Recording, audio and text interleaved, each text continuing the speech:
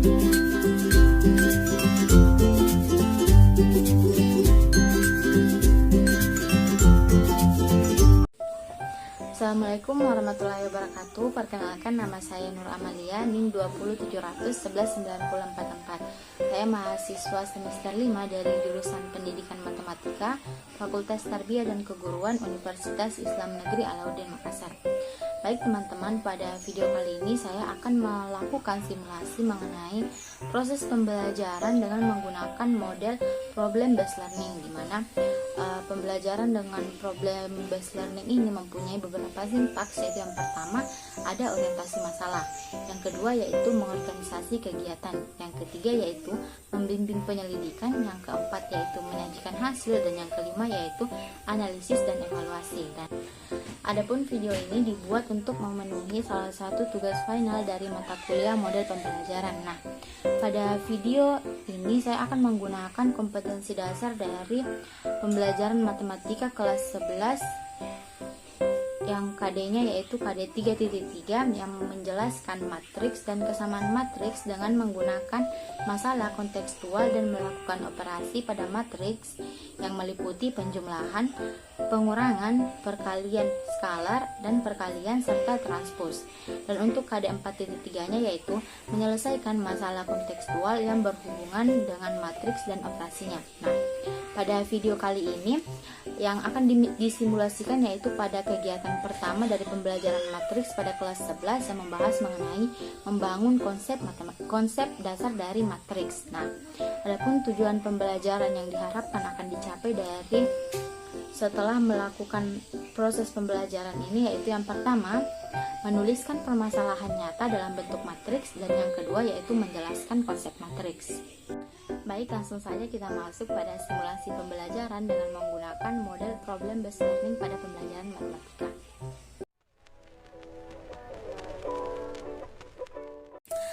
Oke anak-anak, pada pertemuan kita hari ini kita akan membahas mengenai konsep dari matriks. Sebelumnya Ibu mau tanya, ada yang sudah pernah dengar atau sudah tahu apa itu matriks?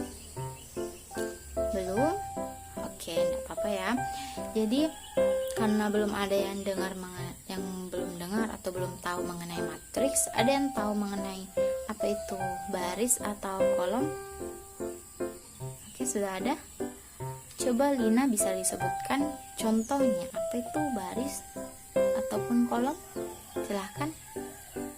Baris di lapangan, Ibu. Oke, terima kasih Lina. Selanjutnya ada yang bisa memberikan satu lagi contoh mengenai apa itu baris dan kolom?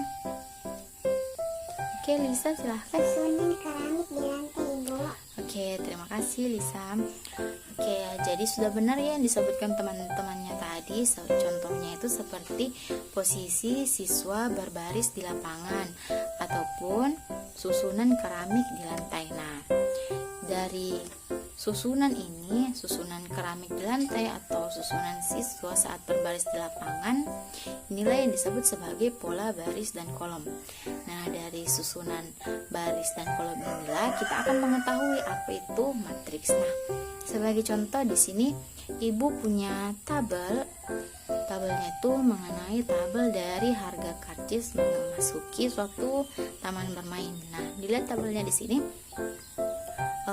Untuk golongan anak-anak harga karcisnya itu pada hari Minggu adalah 5.000 dan pada hari biasa itu 3.000. Dan untuk golongan dewasa pada hari Minggu itu harganya 15.000 dan pada hari biasa harganya itu 15.000. Oke, dari tabel yang sudah Ibu tunjukkan ada yang bisa menyebutkan yang mana itu baris dan yang mana kolomnya? Oke, Lucy silahkan. Barisnya yang mendatar dan untuk kolomnya yang tegak. Oke, betul ya. Jadi barisnya itu yang mendatar dan kolomnya itu yang tegak.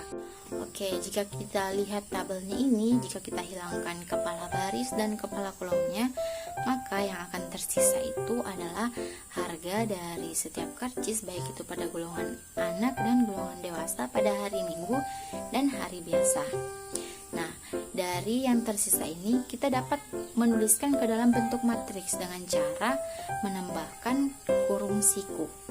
Nah, setelah kita tulis dalam bentuk matriks ini, ada yang bisa menyebutkan berapa banyak baris dan berapa banyak kolom dari matriks ini? Oke, Wawan, silahkan. Ada 2 baris dan ada 2 kolom. Oke, terima kasih Wawan. Nah, sudah betul ya yang dikatakan temannya, di matriks ini mempunyai 2 baris dan 2 kolom. Nah, dari sini kita bisa tahu bahwa matriks itu merupakan susunan baris dan kolom yang ditulis dalam suatu kurung siku ataupun kurung biasa. Nah, untuk ukuran dari matriks itu sendiri kita bisa lihat dari berapa banyaknya baris dan berapa banyaknya kolom. Oke, dari contoh yang sudah Ibu jelaskan, ada yang masih belum paham mengenai apa itu matriks? Oke, sudah tidak ada ya.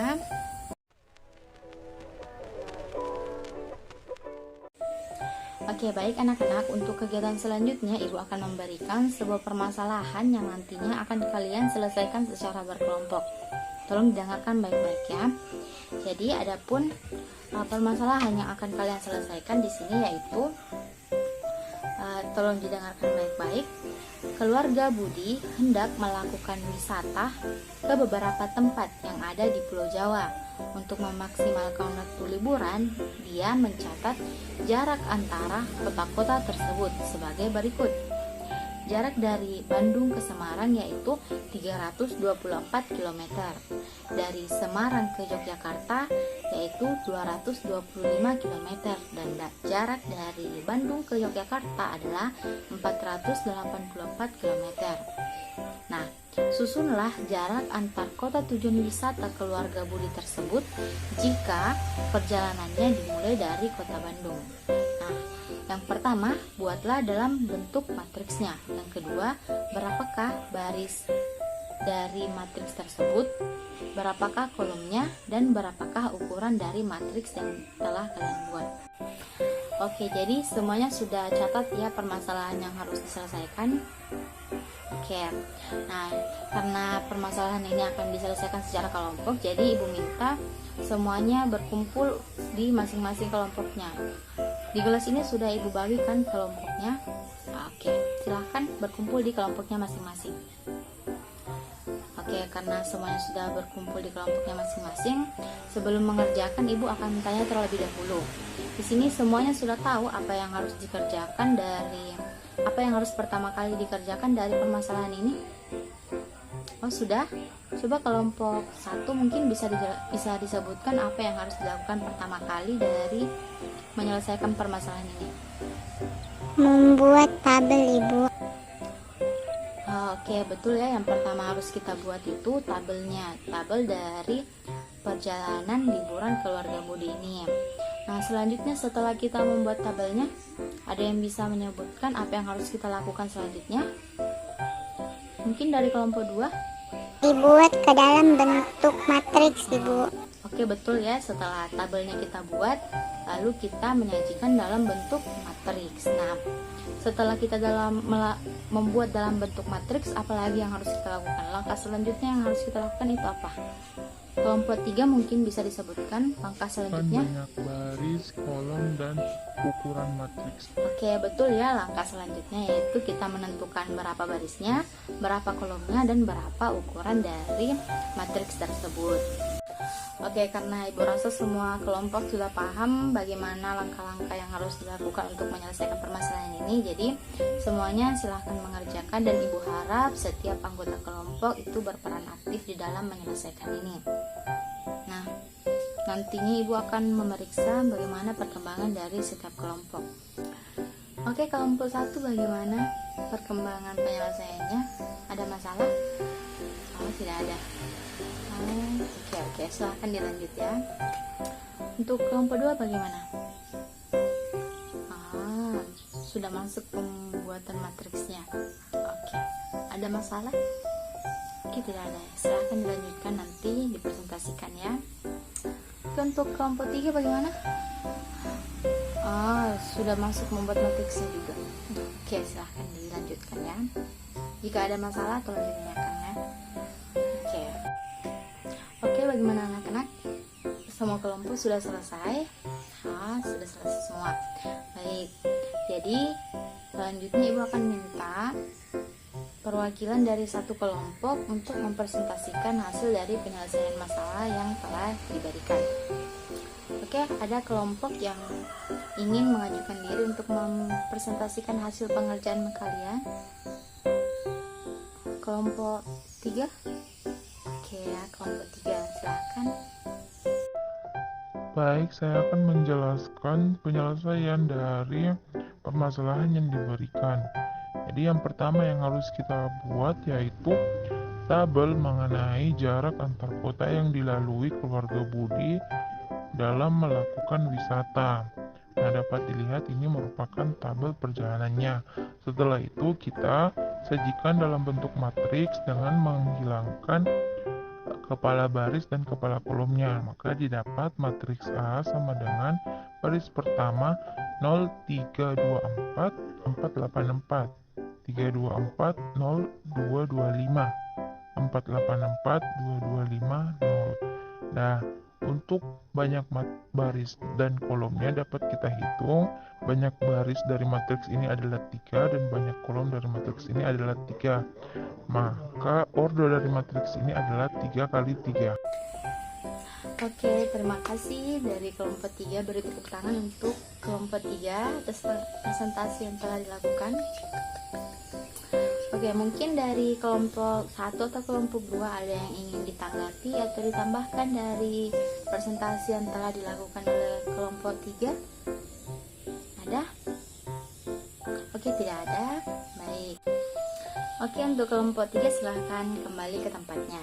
Nah, jadi seperti itu ya cara menyelesaikan permasalahan ini. Yang pertama itu setelah kita membuat tabel perjalanan liburan keluarga Budi, kita hilangkan kepala baris dan kepala kolomnya sehingga kita dapat matriks yang elemennya itu pada baris pertama 0 324 448, pada baris kedua 324 0 225, dan pada baris ketiga 448 225 dan 0. Nah, dari matriks ini setelah itu kita tentukan berapa barisnya dan berapa kolomnya.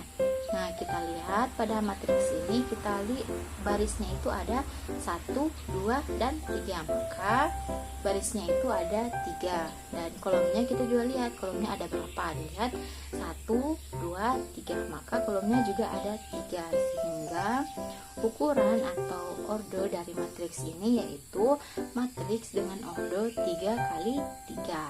Nah, itulah penyelesaian dari permasalahan yang sudah Ibu berikan tadi. Ada yang mau ditanyakan? Tidak ada? Oke, Ibu harap semuanya sudah mengerti ya dari permasalahan yang sudah kita selesaikan. Oke, baik anak-anak, karena pertemuan kita hari ini akan segera berakhir, ada yang bisa menyebutkan apa yang sudah kita pelajari pada hari ini? Oke, Lina silahkan. Matriks adalah susunan baris dan kolom. Oke, terima kasih Lina. Selanjutnya ada lagi yang ingin menambahkan apa yang sudah kita pelajari pada hari ini? Oke, Lisa silahkan. Baris dalam matriks adalah bilangan-bilangan yang mendatar dan kolom pada matriks adalah bilangan-bilangan yang tegak. Oke, terima kasih Lisa. Ada lagi yang ingin menambahkan? Oke, Wawan silahkan. Ukuran matriks ditentukan berdasarkan banyaknya baris dan kolom.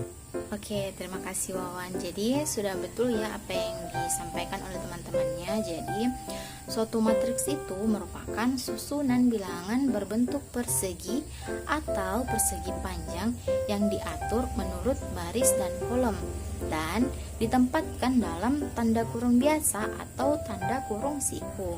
Nah, matriks ini biasa diberi nama dengan menggunakan huruf kapital seperti A, B, C, ataupun D. Nah, di dalam matriks ini ada yang dikatakan sebagai baris dan sebagai kolom. Nah, baris ini dapat kita lihat yaitu bilangan-bilangan atau elemen-elemen dalam matriks yang berbentuk atau yang dibuat dalam mendatar. Nah, sedangkan kolom dari suatu matriks itu elemen-elemen atau bilangan-bilangan yang tegak. Nah, selanjutnya ukuran atau order dari suatu matriks itu dapat kita lihat dari berapa banyaknya baris dan banyaknya kolom. Misalnya, suatu matriks A ukurannya yaitu M kali N.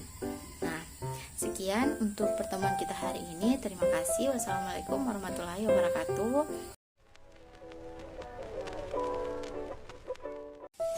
Baik teman-teman, itulah simulasi pembelajaran dengan menggunakan model problem based learning pada pembelajaran matematika untuk kelas 11 materi matriks.